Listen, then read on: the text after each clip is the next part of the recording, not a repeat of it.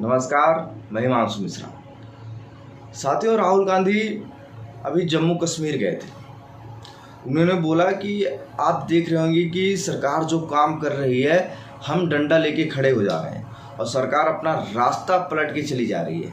उन्होंने एक वक्तव्य और दिया कि सरकार इनकी है, लेकिन चलाएगा कांग्रेस का कार्यकर्ता ही। और सच में इसमें भारतीय जनता पार्टी की जो सरकार है वो कांग्रेस के लोग ही चला रहे हैं, क्योंकि कांग्रेस के प्रवक्ताओं, कांग्रेस के नेताओं इस समय भारतीय जनता पार्टी ज्वाइन कर लिए हैं और पार्टी ने ज्वाइन करने के बाद इनको राज्यसभा भेज दिया या विधान परिषद में सदस्य बना दिया या कोई मंत्री पद दे दिया या किसी विभाग में कोई सचिव बना दिया।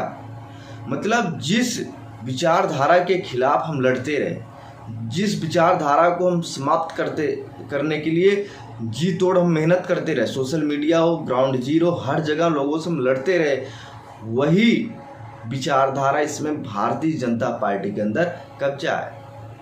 हरियाणा में देख लो, महाराष्ट्र में देख लो, अशोक चौहान को, किरण को देख लो, राधिका को देख लो।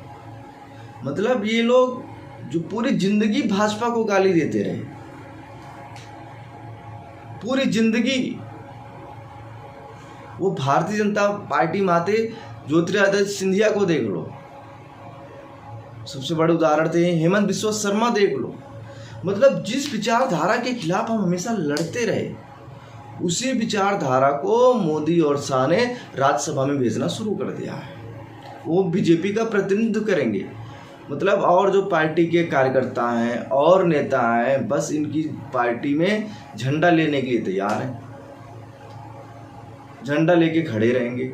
इनकी विचारधारा के जो लोग हैं दरी बिछाते रहेंगे, अवहेलना झेलते रहेंगे और फिर जब चुनाव में सीटें कम आ जाएंगी बोलेंगे हमारा ये दिक्कत हो गई, कार्यकर्ता साथ नहीं दिए, ये नहीं। अरे भैया, जब तुम कार्यकर्ताओं के बारे में सोच नहीं रहे हो तो कार्यकर्ता तुम्हारे बारे में कैसे सोच ले।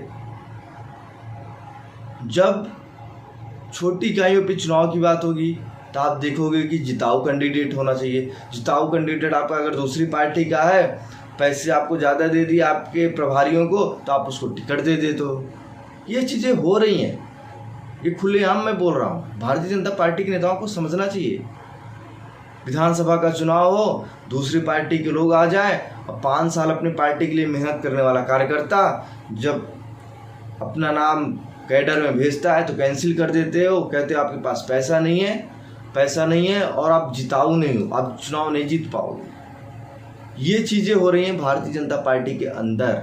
और इसीलिए कभी सपा के विचारधारा वाले, आप दारा सिंह के देख लो, कभी सपा में जा रहे हैं, बसपा में, ओम प्रकाश राजभर के देख लो, कभी सपा के साथ गठबंधन करें, बसपा के साथ गठबंधन। मतलब पार्टी के कार्यकर्ता करे तो क्या करें, जिस विचारधारा के खिलाफ लड़ रहे हैं आप उसी विचारधारा को अंदर ला रहे हो। फिर ठीक है, आप पार्टी में ला रहे हो, पार्टी बड़ी कर रहे हो, ठीक है, लेकिन फिर आप उनको चुनाव लड़वा रहे हो।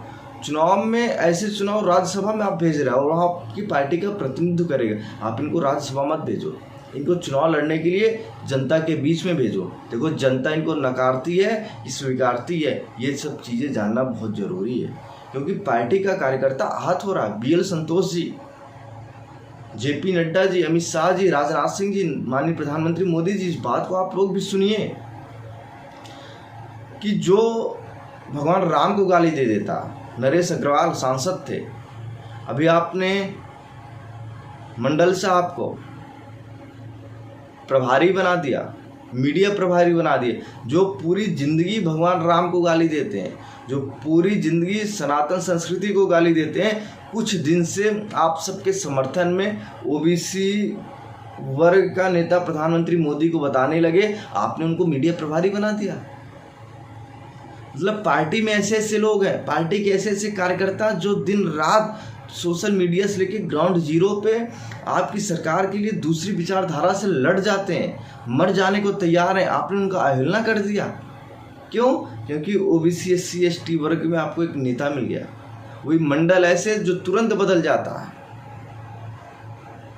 मतलब कहने का मतलब साफ है कि अब जो ये समय चल रहा है, इसमें ब्राह्मण, ठाकुर, बनिया का वोट किसी भी दल को नहीं चाहिए,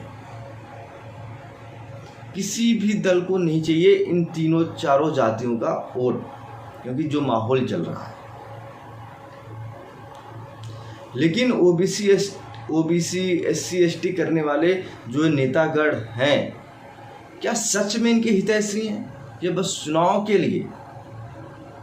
अगर ये सच में हितैषी हैं तो राजनीति में आरक्षण दीजिए। जेपी नड्डा को हटाइए, जेपी नड्डा को आप हटाइए, भूपेंद्र यादव को बनाइए राष्ट्रीय अध्यक्ष।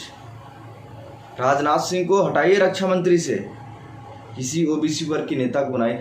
उत्तर प्रदेश से योगी आदित्यनाथ जी को हटाइए, किसी ओबीसी वर्ग के नेता को बनाइए। देवेंद्र फडणवीस को वहां से हटाइए, महाराष्ट्र से किसी ओबीसी वर्ग के नेता को बनाइए। प्रधानमंत्री मोदी जी से कहना चाहता हूं, अपने सचिव मिश्रा को हटाइए, किसी ओबीसी वर्ग के नेता को सचिव में लीजिए। जितने मंत्री हैं और उनके जो सचिव हैं, उनसे कहना जितने मंत्री हैं उनसे मैं कहना चाहता हूं, उनके जो सचिव हैं जनरल वर्ग के, सब उनको हटाइए। सुप्रीम कोर्ट से जो सामान्य वर्ग के लोग हैं, सुप्रीम कोर्ट में जो जजेज हैं, जो वकील हैं, उनको हटाइए, ओबीसी वर्ग के लोगों को जोड़िए, उनकी जगह पे ओबीसी वर्ग लोगों को बैठाइए। वकीलों को हटाइए सुप्रीम कोर्ट से, ओबीसी वर्ग के लोगों को वकील बनाइए। ये सब चीज़ें होनी चाहिए देश में और ज़रूरी भी हैं। नमस्कार।